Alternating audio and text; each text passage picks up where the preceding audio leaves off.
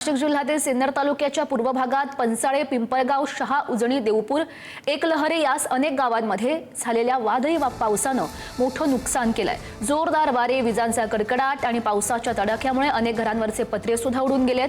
Poultry व्यवसायाला सुद्धा मोठा फटका बसलाय। अनेक ठिकाणी पोल्ट्री फार्मचे शेड नुकसानग्रस्त झालेले आहेत। शेकडो कोंबड्या आहेत त्या मृत्युमुखी पडलेल्या आहेत। सोय करावी, त्याचबरोबर आमची इलेक्ट्रॉनिक मोटरी सुद्धा बंद पडल्या। आम्हाला पिण्याची सुद्धा पाण्याची सोय करून द्यावे। लाईटचे पोल पडलेले आहेत ते सुद्धा शासनाने लवकरात लवकर उभे करून द्यावे हीच आमची नम्र विनंती आहे। शासनाचा एकही कर्मचारी आज आलेला नाही, ते डायरेक्ट सांगता रविवारी आम्ही येऊ शकणार नाही, त्यांनी तात्काळ यावं आणि पंचनामा करून जावं। साधारणतः 2-2.5 शेत गेले असतील असं। हो, कंपनीवाले रात्री गेले होते, त्यांनी काढून घेतले काही पक्षी असं।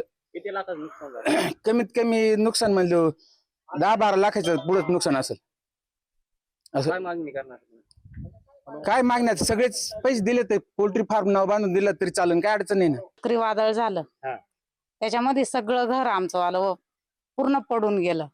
पत्रे अख्खे फुटून गेले, झाडं झुडपं अख्खे पडली।